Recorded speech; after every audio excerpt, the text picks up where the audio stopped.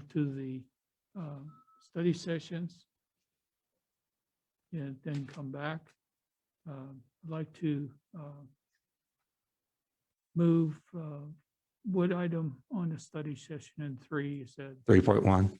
3.1 up to the beginning, call on our park director to present that issue, and then anybody here that has something.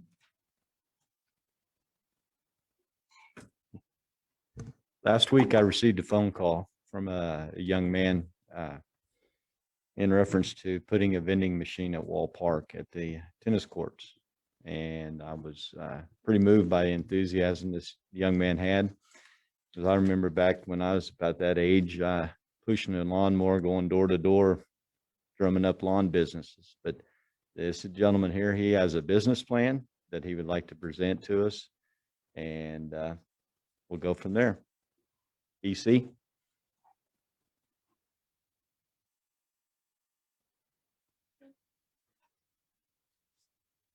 Thank you. Thank you. Thank you.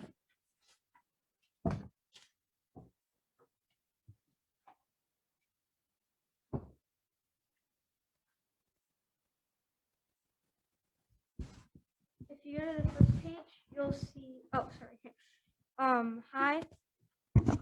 Hi, my name is Edwin Carter Meek, but you can call me EC. I am a 6th grader at the middle school here in McPherson, and I'd like to talk to you about putting my vending machine business at the tennis court. My business name is Pop Stop Vending. My idea is an outdoor vending machine at Wall Park tennis courts selling pop, water, and Gatorade. People that will buy it are the tennis players and people watching the tennis players. Kids playing at Wall Park and the middle school kids walking to and from school. The profit would be the promotion of would be like people would see the vending machine and want to buy pop and water. And 25% of what I make would go to building the new park in Walt Park.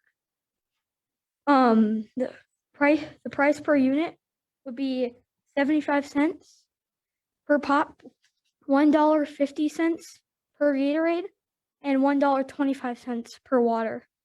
My profit would be 40 cents per pop, 93 cents a Gatorade, and $1.11 in water. And then it shows my name, last name, contacts, and my Gmail. If you go to the second page, it is my vending machine.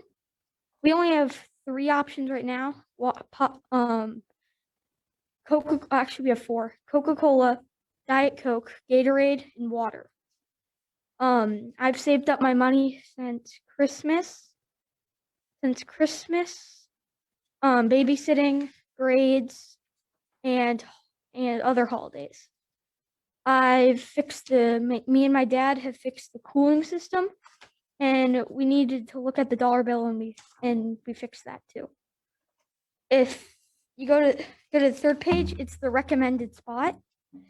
I think this is the best spot, but it can be any other spot here, but I think this is the best spot because it is at the entrance, so when people go to the bathroom and come out, they can see it. There's a plug, and if you put it on the sides, then only one side can see. If you go to the 4th page, you'll see the profit in each drink, the profit from each drink, and you'll see the average. If I got 50 pops, the average would be $40.50, but 25% of that would go to the parks. So you'd get $10.13 to build the park. If I sold 100 drinks, I'd get $81 and I'd give you $20.25. If I sold 200, I'd give you $162.40. And yeah. And if I sold you 400, I'd get $324 and I'd give you $81. Do you have any questions? EC, I just would like to take a minute and commend you on the work you've done on this. I'm really proud of you for the job that you've done and for seeing a need and then willing to step up and take care of it in the best way that you know how. I think you've got a nice little business plan here, and I thank you for preparing that.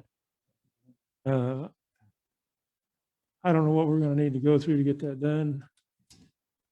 Jeff, do you have thoughts on that? First, question I like is the outlet there will take the plug-in. It's not a. Yes. Okay.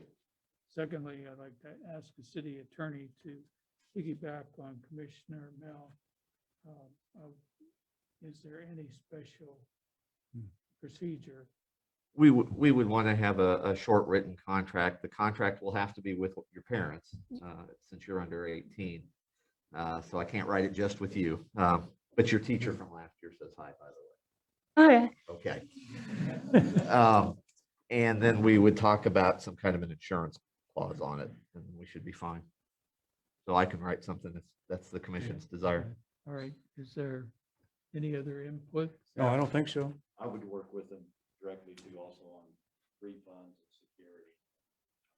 Okay, Those are things we could find out in the contract. okay. You've done a great job, EC. So what we will do is the city attorney there, I think he's related to your teacher of last year.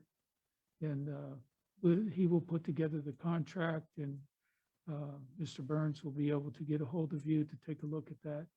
And as soon as that's done, either next Monday or the Monday after that, we will bring that contract forward for approval. Okay. Okay? Thank you very much. Thank you. for coming.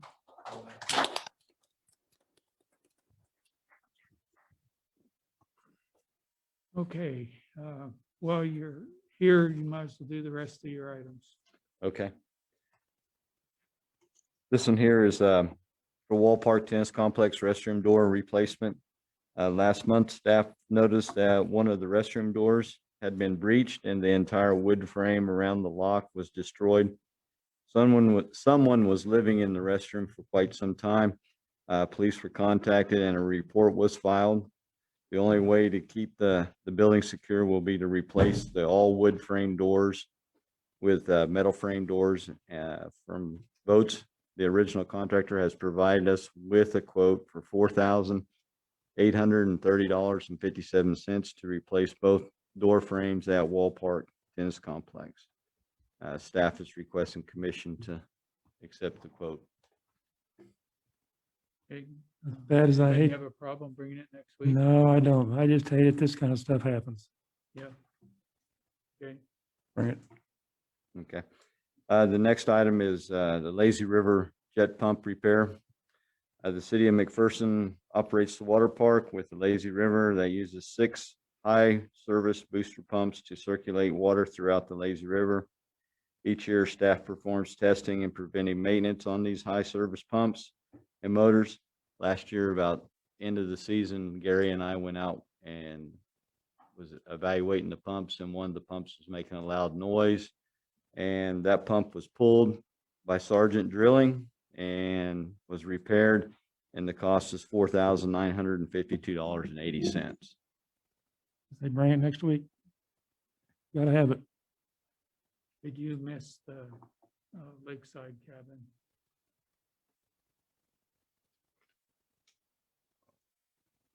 The guttering. The guttering. Let me see. I have it right here. Okay, on February 8th, 2021, City Commission approved a quote from Mid-Kansas Construction to replace and repair the roof at Lakeside Cabin for a cost not to exceed $12,154.19. This price did not include the aluminum guttering. Attached is the Mid-Kansas Construction limited liability quote to add aluminum gutters to the new roof at Lakeside Park for an amount not to exceed $1,256.35. This will make the grand total $13,410.54. Bring it next week.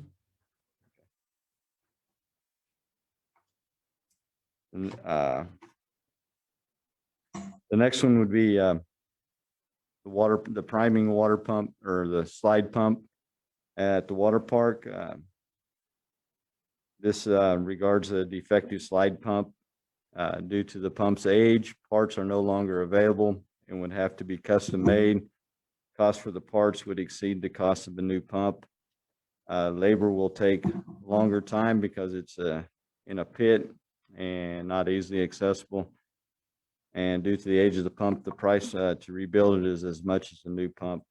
Parts for the 20-year-old pumps are not readily available on the shelf, so they will have to be made for each order. The lead time is anywhere from 4 to 6 weeks. The cost for a new pump is $8,827. The cost to rebuild the pump is $7,984, and that's an estimate.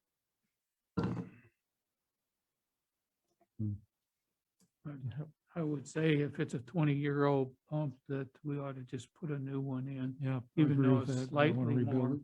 it. Yep, bring it next week, Wayne. Okay.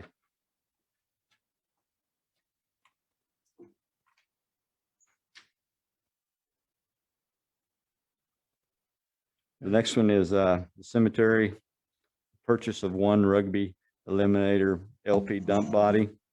On February 10th, 2020, City Commission approved the purchase of one 2020 Ford F-350 regular cab with a dump bed from Midway Motors of McPherson, Kansas for the cemetery department for a cost not to exceed $38,181. Upon receiving the truck with the dump bed from the original vendor, staff found multiple defects in the original dump body. After numerous attempts to repair and make it right, the bed still was defective and could not meet the specifications and expectations of the city of McPherson.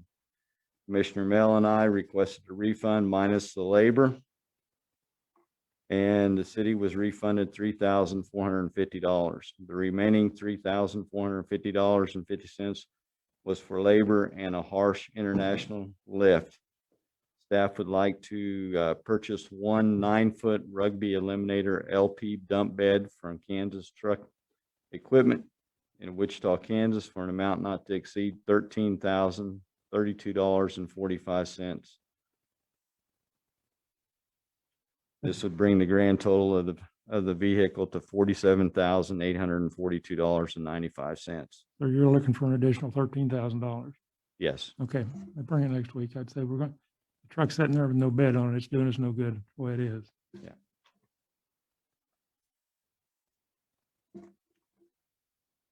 Okay. I will say this to all departments, not just to Wayne, but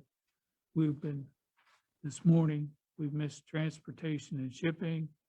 We are come up a week or two after we do something or a month. And so all I'm saying is we have to have a little bit better due diligence so that we are aware of what the total cost is. It's kind of hard to end up with something and then have to do something. And I'm not saying this to public lands and facilities. I'm saying it to everybody because everybody has had additional charges after agree. something was approved. Yeah. So I agree. if you're going to bring stuff forward here the rest of the year, you better be sure you've talked about shipping, you've talked about additional component, all those kinds of things. We do not expect to get an increase in what we're doing after we've already had our hands tied by doing 80–90% of a purchase if it is still not complete. So I thought about saying that when the police department was up here, and but then I thought, well, maybe it won't happen again, but it did. So You had to wait for you're me. you're You always have to. you're okay, Wayne. I am not picking on you. I'm speaking to everybody in the city. If you bring something, be sure you have the total cost. Yeah, I agree. I agree. I read through this several times and I agree with what the mayor says. Let's bring the whole thing forward. Yeah. And I'm not just saying you. I'm not saying just anybody, just a general statement.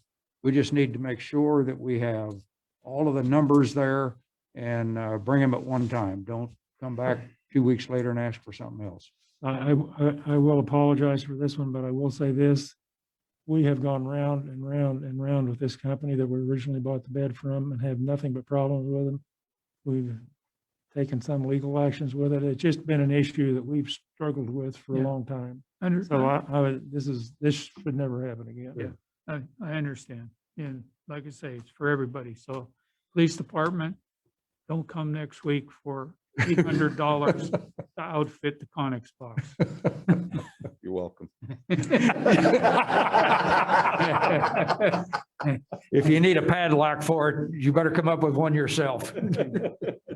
Take one out of evidence. Yeah.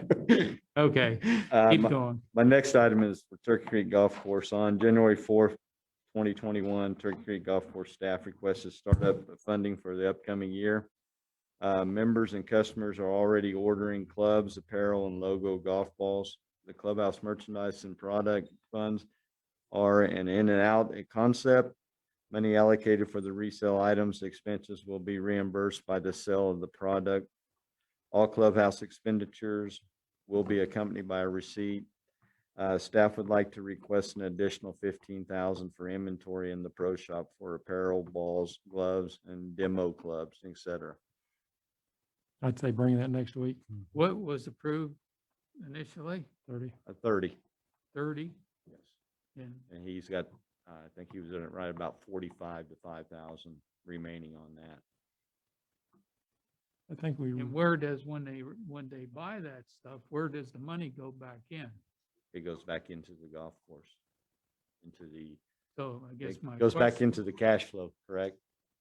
my question is, if they sold $30,000 and they took in $30,000, is there not $30,000 there? Good morning. Morning. In the golf course fund, there is a revenue line item for pro shop sales. So as they sell items, it comes in as revenue into that line item. They have an expense line item called pro shop purchases. So as they purchase items to be sold, it gets expensed out of there. So at the end of a cycle, you would hope with the markup that your revenue exceeds your expenses in that line item. I guess my question though is if you gave them $30,000 and they sold 30,000, I understand the line items it's going to, but at some point, wouldn't you still have $30,000 for more sales?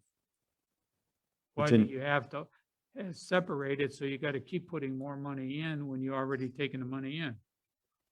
What am I missing? The authority, the purchase. Budget authority. Yeah, budget authority. Purchase and the authority. purchasing Authority. They're asking to buy more. I know they're asking to buy more, but are we approving budget authority? Or are we going to move $15,000 more to the golf course? It would be budget authority Okay, to spend more. okay. It's I budgeted. don't. We have not transferred any money from the general fund into, Okay, we will do 25,000 next month. okay. Great. I'm just, maybe. Okay. Maybe. So I'm just saying that you can bring it next week, Okay. but the motion needs to be amended a little bit that says budget authority. But, so you're moving your budget authority from 30 to an additional 15? Is that what I'm hearing? Yes, Yes. okay, I understand. Thanks. Thank you. Yeah. Mhm. Okay, calling the fire department, Chief Guzman.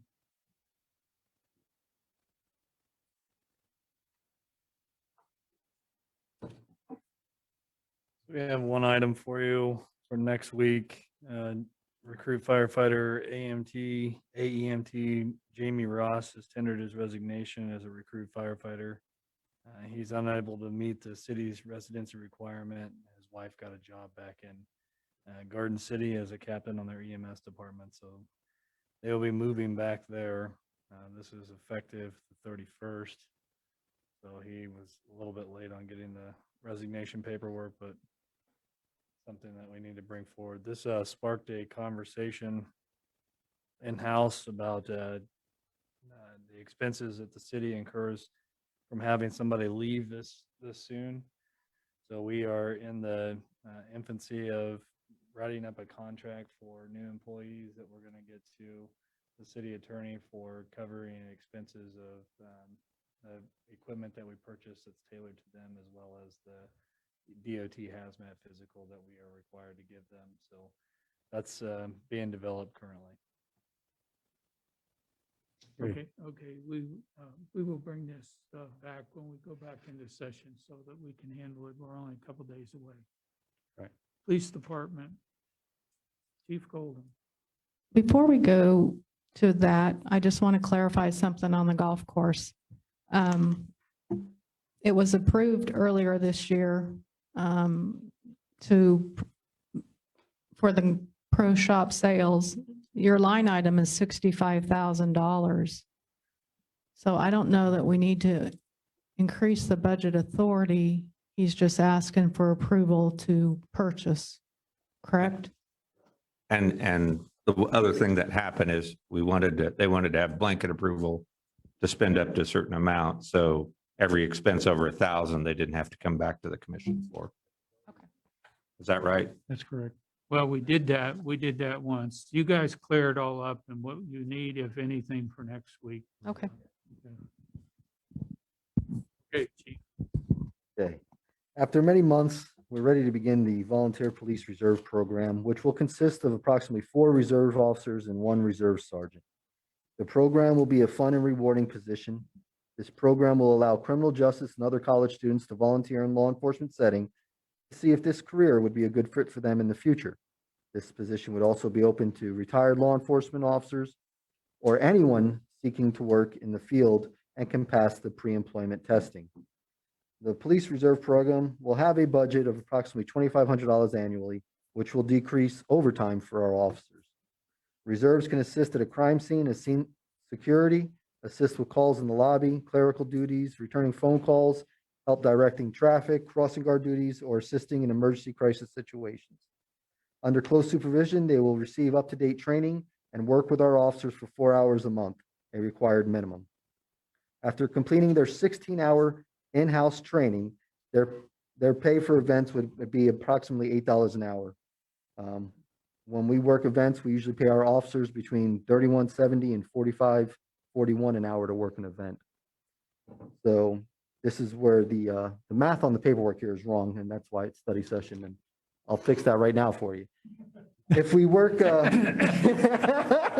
Is there shipping with Did it? it- there's no shipping. Would you like to give an assist to Wayne Burns? So say an officer works for 4 hours, it's $181.64 for one certified officer to work those 4 hours. A reservist would be getting paid $32 an hour. The reservist will basically be at the game shadowing the certified officer. So if we had 4 officers working a game for 4 hours, it would cost us $726.56. If I had 1 certified officer with 3 reserves, it would be $277.64, a savings of $448.82. So I just realized that math was off, but we're good. So we were saving $450 by having some reserves out there. There is stipulations in the job description as well as the general order saying that who would be authorized to carry a firearm. A firearm would be for a certified retired officer, somebody up to date with Kansas CPOS and KLETC trained. Everybody else, we would see the need for training for maybe OC, possible taser. We'll see where that goes. We have uniforms already in stock that we can issue out, so there's no cost in uniforms. I just have to get little things that say reserve. There's really not much to put into it other than building the training program itself, which is outlined in the general order, and the initial startup fee for the payments throughout the year. When we do work events, we do charge for the event. That comes in from the schools or the colleges or the private party who's having the event. So there is money to start this year. So it's there's still a little bit of talking I need to do with Janetta, but I think we're ready to go. What's the All right. cost to equip an officer? I'm sorry. What's the cost to equip one of these reserve officers? The cost that we're gonna have, we have basically everything in stock. We should be good. It's just getting that reserve tag. And pre-employment testing, yes. We are going to make them do a psych test. They're going to do a polygraph test. There's too much in the law enforcement community and careers that we want the right people to be doing this job. So what's the cost? Probably, I'd say about 500 for the hiring of a reservist. So we're gonna see how many apply. We want 4 reservists, and then we're gonna have 1 sergeant who's gonna be the liaison with the lieutenant who's in charge of the program. So what do you do vehicle wise, going to and from an event, the high school, whatever? If they come to the law enforcement center, they'll drive over with the officer, or they can meet the officer at the event. Okay. Yeah, they're not operating vehicles. Okay. One recommendation. That due to the math being bad, that you send yourself or a member of your staff to the elementary school of your choice, Washington, Lincoln, or Eisenhower, Okay, and shadow the math teacher. sounds good. This was New York Public Schools. I don't know Yeah, what to tell you. and they weren't in session when you were there But I either, found right? it. so, Okay, all you right. can bring it next week Sounds good. Thank for more scrutiny. you.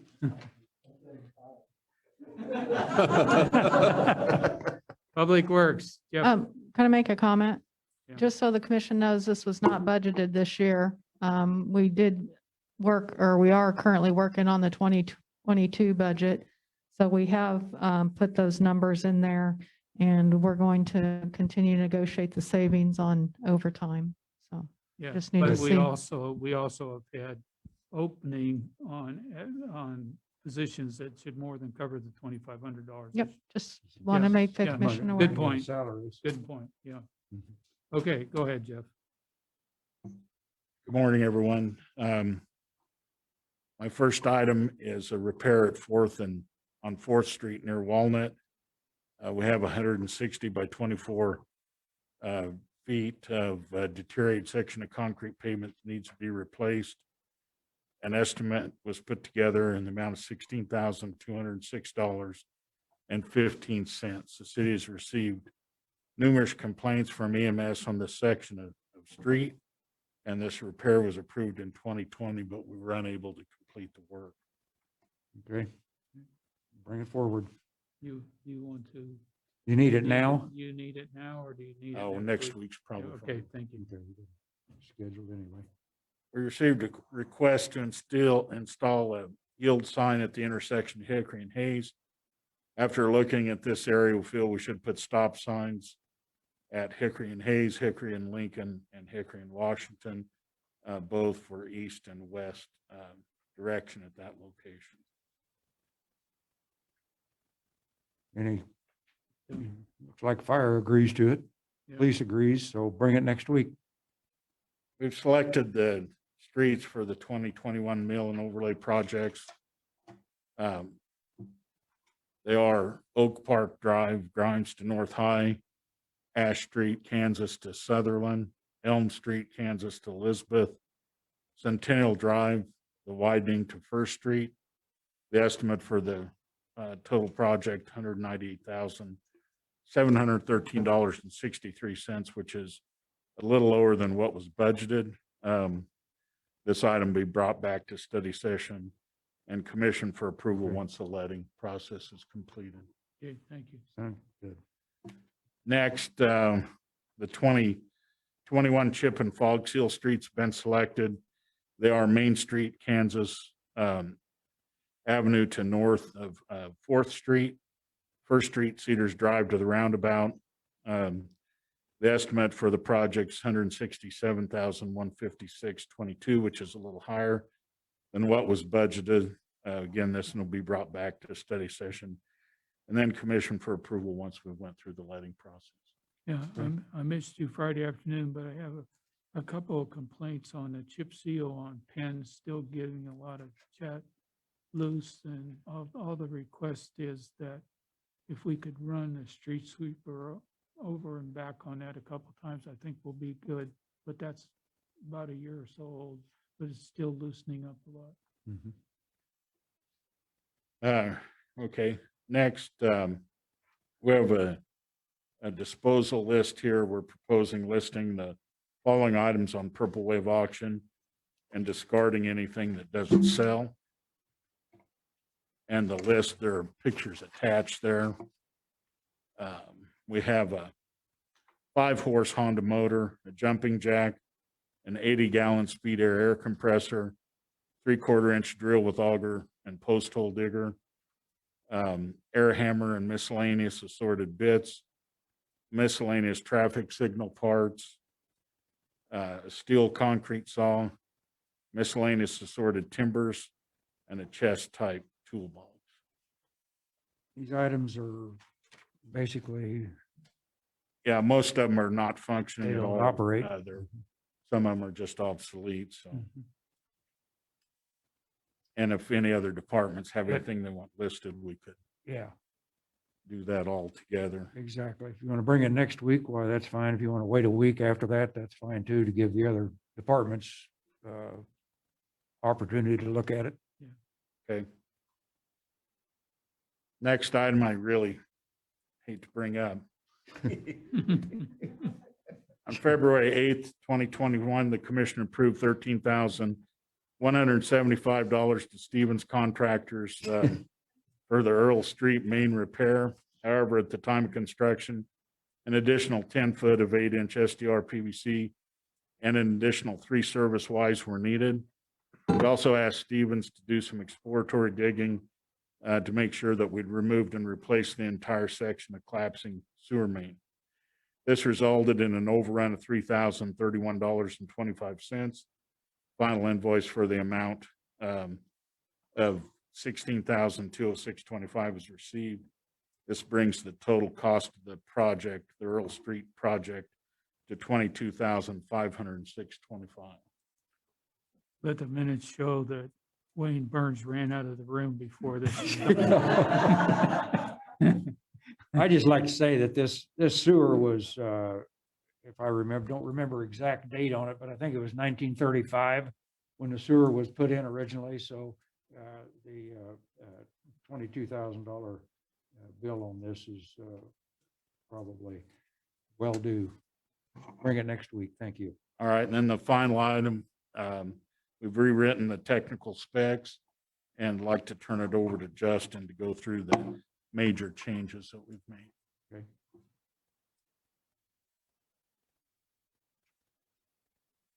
Good morning. Morning. It's nowhere exciting, but we'll get through it. And if you've got, yeah. So really what we did is we added things that we've come across in the past few years. Most of these are tables taken straight out of KDOT's state specs. And then we reference the table and put it into our technical specs. So one of the big ones was a liquidated damages table. Liquidated damages is when contractors go past the calendar completion date or overrun working days. And KDOT had a good way of doing it where they base it upon the price of the project. And that just recoups costs or its damages occurred by the city because the project not being done on time. So it's not a penalty. Yeah, it's damages incurred by the city for the expending. Previous liquidated damages were set. Yep. No matter what the size. Yeah. So you can see that it goes 0 to 500,000 and then on, and it increases a little bit for each bracket. So there is a cleanup table that goes with that at the bottom that we added, just so we're in line with KDOT, because a lot of contractors come to work for us, follow KDOT specs on other projects. So the more streamlined we can make it following the state's guidelines, the better. And then it's going to go, most of the tables we added were for lump sum items and pay measurement and payment of those lump sum items. So you can see like in construction staking, we'll just follow KDOT's table there instead of paying them out, you know, kind of at our discretion. We'll actually follow how much of the project's completed. They'll get paid a certain percentage per what's completed the project. So it's just, they're very basic tables and we reference them all the time, but we never specifically had it in our specs. So just adding them to our specs was a good thing to do. A lot of it, a lot of it is very small things. Those are really going to be the biggest. And I think the last one I wanted to hit was probably in seeding and mulching. We've had a really good go with hydrotack and slurry. Like if you've noticed on the Grimes and Anna Street projects, we've been doing a lot of the erosion control blankets with the straw and the staples.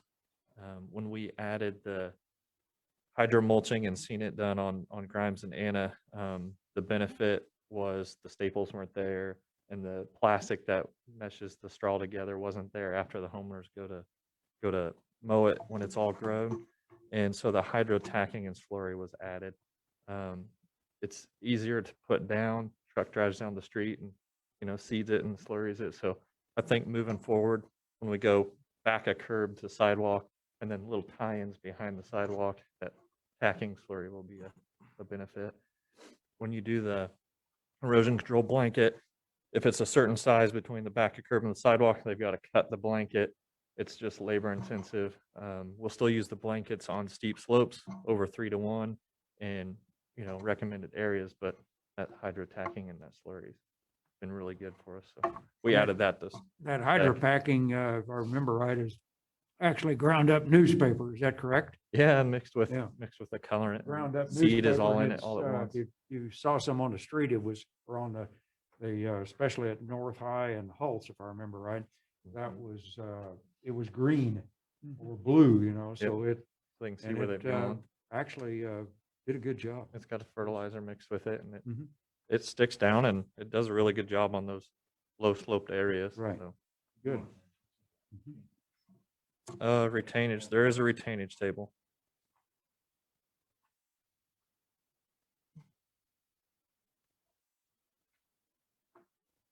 So the retainage table, What's your paragraph number? page 11. You zip back to 11. So the retainage table is the next table. And this has always been kind of at our discretion. We base retainage of what's retained on payments. Again, this is following KDOT's table generally, but we changed just a couple just to make it a little simpler, more simple. And you can see the numbers there, 0 to 10, 50 to almost 80, 79, and then 80 to 99.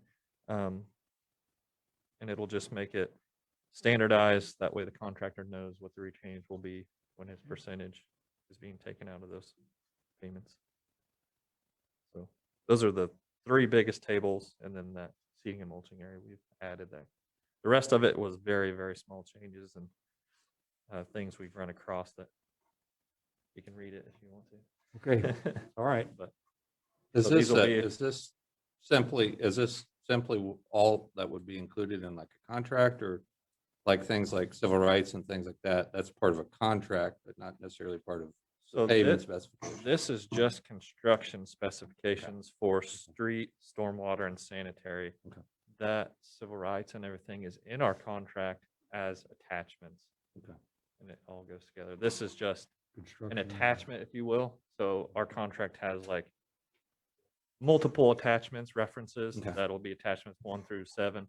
This is always usually the last stuck in there. And then Jeff has written a section in our contract that says all applicable attachments compiled the whole contract. It's contract filler, so you don't do it. But if in a particular project, we want to opt out of any of these terms and conditions, we can do that in the contract itself. Right.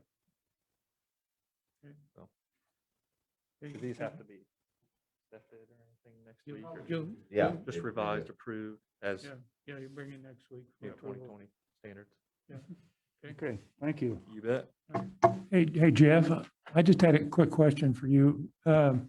Where are we at on the 800 block of Wheeler? I didn't see anything on the street schedule that we're going to do anything with that. What's the plans for that?